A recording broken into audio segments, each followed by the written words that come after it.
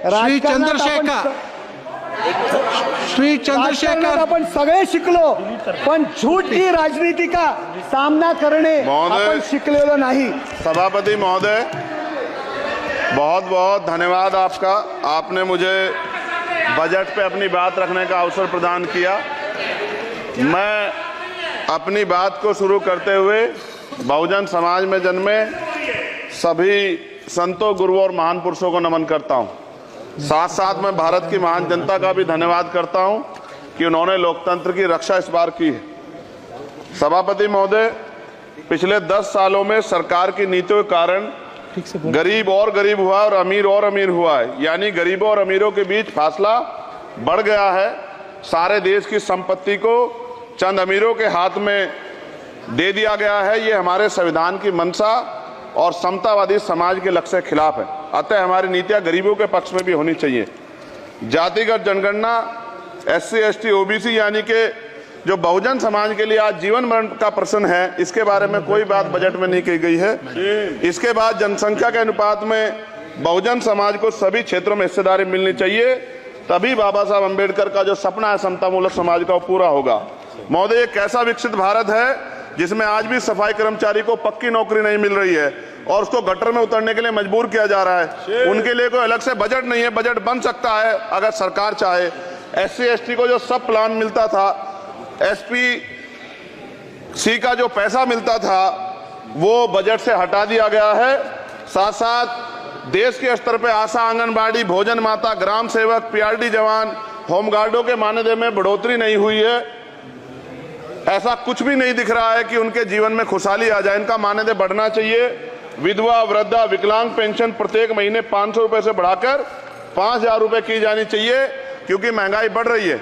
देश में प्रधानमंत्री जन कल्याण योजना के तहत SC ST OBC और मुस्लिम को कितने घर दिए गए, इसका कोई आंकड़ा सरकार के पास नहीं है।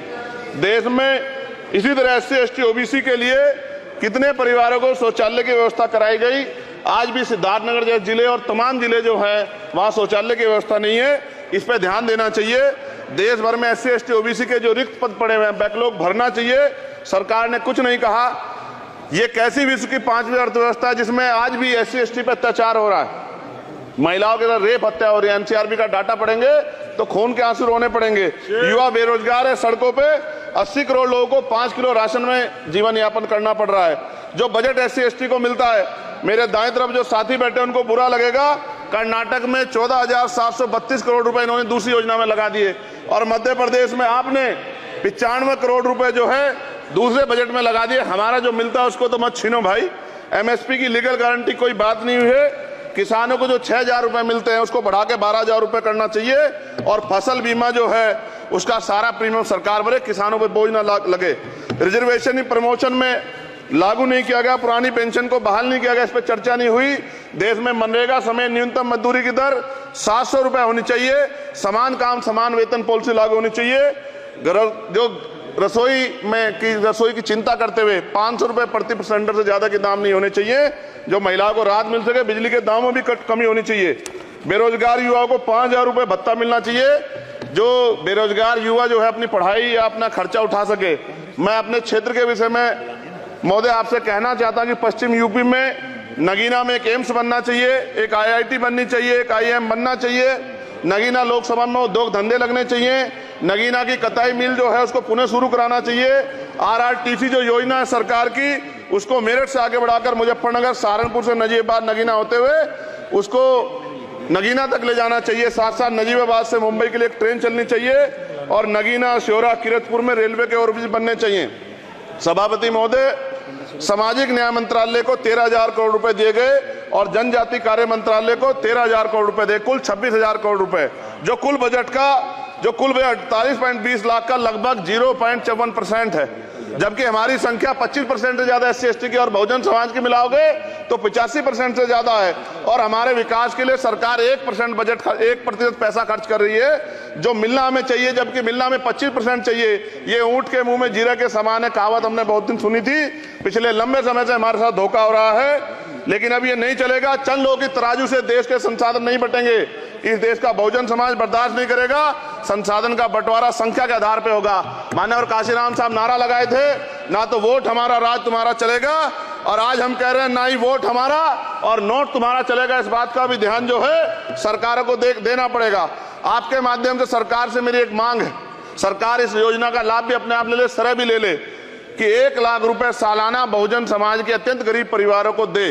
10 लाख करोड़ रुपए खर्च होंगे, लेकिन इस 1 लाख रुपए की योजना से एक झटके से एक परिवार गरीबी की रेखा से ऊपर आएगा और इनके बच्चों को कुपोषण खत्म होगा, अच्छी शिक्षा मिलेगी, महिलाओं को सम्मानजनक जीवन मिलेगा और इससे वास्तव में सबका साथ सबका विकास का नारा सार्थक होगा। अगर प्रश्न ये होगा कहां से आएगा, तो उसका जवाब ये है कि जब अमीरों का 16 लाख करोड़ रुपए माफ हो सकता है, कॉर्पोरेट टैक्स का घटाकर लाखों करोड़ रुपए का चुना सरकारी खजाने को लगाया जा सकता है, पेट्रोल डीजल के दाम 10 गुना एक्साइज ड्यूटी बढ़ाई जा सकती है, तो गरीबों को सरकार पैसा क्यों नहीं दे सकती। महोदय, समय आ गया है, अब निजी क्षेत्रों में आरक्षण की व्यवस्था होनी चाहिए। SC ST OBC को निजी क्षेत्रों में आरक्षण मिलना चाहिए। और मेरी आपसे ये भी मांग है, क्योंकि अब समय की मांग है और देश तेजी से आगे बढ़ रहा है, तो मैं कहूंगा कि सरकार का जो सबका साथ सबका विकास का नारा लगभग वो असत्य महसूस होता है, क्योंकि अल्पसंख्यकों में मुसलमानों, जैनों, सिखों, बुद्धिस्टों के लिए कुछ दिख नहीं रहा, उनकी कल्याण कोई योजना नहीं है। मदरसों को जो बजट मिलता था वो कम कर दिया गया है। आर्थिक तंगी से लोग मर रहे हैं। इंटर्नशिप की बात हुई है, परमानेंट रोजगार नहीं है। और दिल्ली में क्या हुआ बच्चों के साथ कल, उनकी सुरक्षा की जिम्मेदारी क्या है? वो आए तो बनने थे IAS IPS और बन क्या गए, लाशें बन के गए। यहां से कोई ध्यान नहीं दे रहा है, किसी की नजर नहीं है। साथ साथ मैं आपसे ये भी आग्रह करूंगा कि हम ग्रामीण क्षेत्रों से आए लोग देश से बड़ा प्रेम करते हैं और हम ये महसूस करते हैं कि सरकारें हमें सुनेंगी, सरकारें हमारे बारे में सोचेंगी। लेकिन ऐसा महसूस हो जाता है आजादी के 75 साल बाद, और जिसको अमृत काल कहा जा रहा है, आज भी SC ST OBC के लोगों पर अत्याचार हो रहा है।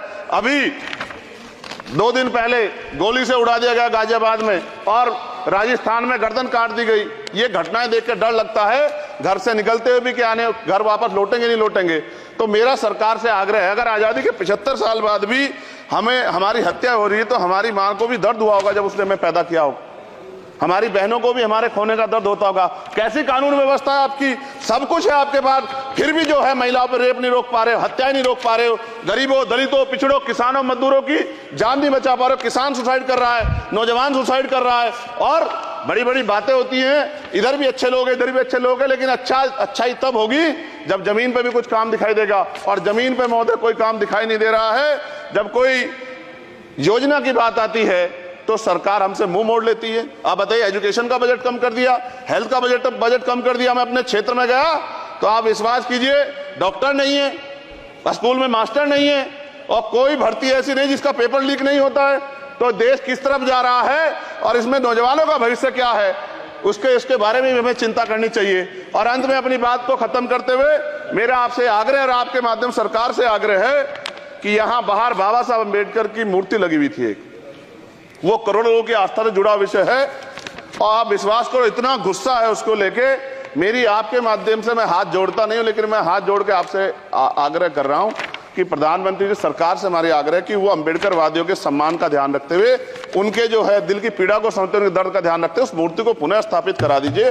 अगर इसमें कोई राजनीतिक कारण अलग बात है, लेकिन मैं कंक्लूड कर रहा हूं। मगर मैं आपसे कहना चाहता हूं, इसमें बहुत गुस्सा है। जिस दिन अम्बेडकरवादी गुस्सा हो जाएगा, वो फिर इस सरकार को जो 24 में आ गई है, वो आने वाले चुनाव में ऐसा सबक सिखाएगा कि दोबारा पलट के नहीं देख पाओगे। तो मैं आपका धन्यवाद करता हूं, और मुझे विश्वास है कि सरकार मेरी बातों पे गौर करेगी और गरीबों के बारे में